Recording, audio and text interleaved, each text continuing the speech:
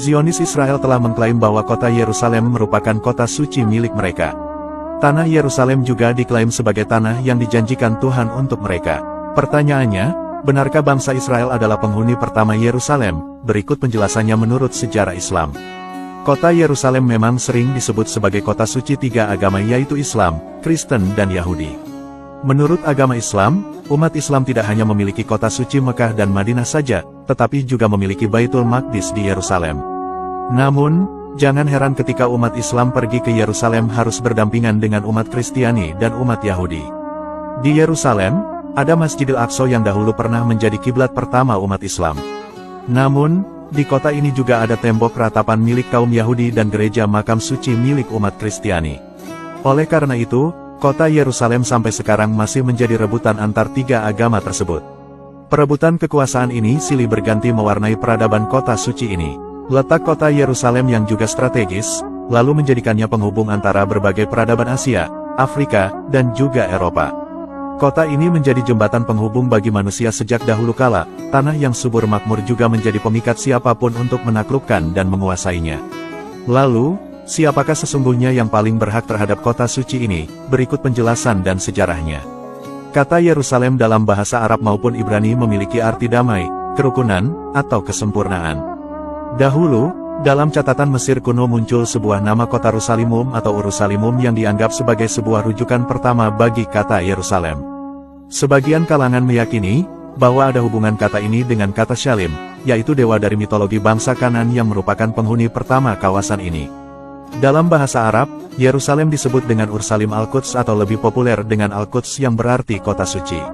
Saat ini, Yerusalem secara de facto telah dikuasai oleh Zionis Israel. Mereka juga meyakini bahwa di tempat inilah terdapat Haikal Sulaiman sebagai tempat kehadiran Tuhan Yahweh di bumi. Kelak, di tanah ini juga akan datang Sang Mesias yang akan menegakkan kebebasan, kemenangan, dan kejayaan Israel serta menaklukkan bangsa-bangsa lain. Saat ini, Haikal Sulaiman yang masih tersisa adalah berupa sebuah dinding besar dan tinggi yang dikenal dengan tembok ratapan. Bangsa Yahudi biasanya sering sekali berdoa di dinding ini. Sedangkan menurut umat Nasrani atau Kristiani, mereka meyakini bahwa Yerusalem merupakan tempat Yesus menjalani kehidupannya di bumi sampai penyaliban dan pemakamannya. Tanah Yerusalem juga diyakini berhubungan dengan surga. Mereka juga meyakini kalau jenazah Yesus dibaringkan setelah disalib di Bukit Zaitun, dan diletakkan di sebuah bongkahan batu yang konon masih tersimpan di gereja makam suci. Di tempat ini pula diyakini bahwa Yesus kelak akan kembali bangkit untuk memerangi antikristus dan meraih kejayaan umat Kristiani di dunia. Sementara bagi umat Islam, kesucian Yerusalem adalah bagian dari doktrin keimanan dan kiblat pertama umat Islam. Di tempat ini pula dahulu Rasulullah melakukan Miraj dari bumi ke Sidratul Muntaha. Di kota ini pula, kelak peperangan terbesar akhir zaman akan terjadi antara Nabi Isa alaihissalam yang didampingi Imam Mahdi untuk melawan Dajjal. Dahulu, kota Yerusalem pertama kali dibangun oleh bangsa Yabus, yaitu salah satu kabilah Arab kuno yang meninggalkan semenanjung Jazirah Arab bersama suku Kanan 3000 tahun sebelum Masehi.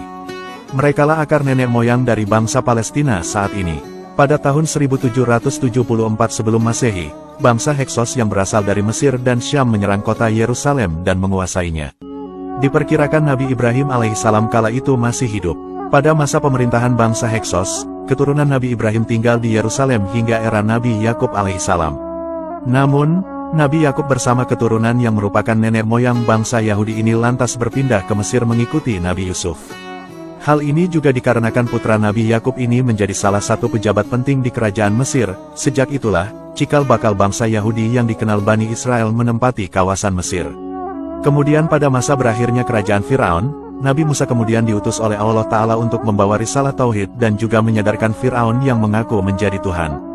Kaum Bani Israel saat itu menjadi budak dan ditindas oleh Firaun. Kemudian, Nabi Musa memiliki misi untuk menyelamatkan Bani Israel dari kekejaman Firaun. Kemudian, Nabi Musa membawa kaum Bani Israel pindah dari Mesir menuju tanah Yerusalem. Kisah ini sebagaimana keterangan firman Allah dalam kitab suci Al-Quran. Dahulu, Nabi Musa pernah mengajak kaumnya, "Wahai kaumku, masuklah ke tanah suci Yerusalem yang telah ditentukan Allah bagimu, dan janganlah kamu lari ke belakang karena takut kepada musuh, maka kamu menjadi orang-orang yang merugi." Quran Surat Al-Maidah ayat 21. Namun, kaum Bani Israel menolak ajakan Nabi Musa karena takut menghadapi penguasa Yerusalem saat itu. Atas pembangkangan ini, Allah kemudian menghukum kaum Bani Israel dan mengharamkan Yerusalem sebagai tanah yang dijanjikan kepada mereka. Lalu, kaum Bani Israel lantas tersesat di padang gurun Sinai yang gersang selama 40 tahun. Namun, ketika belum sempat membawa Bani Israel ke tanah yang dijanjikan Tuhan, Nabi Musa lantas menemui ajalnya dan wafat. Setelah itu, kepemimpinan kaum Bani Israel ini lantas dilanjutkan oleh seorang pengikut setianya yaitu Yusha bin Nun yang juga adalah seorang Nabi Allah. Semoga kisah ini bermanfaat. Wallahu a'lamu bishawab.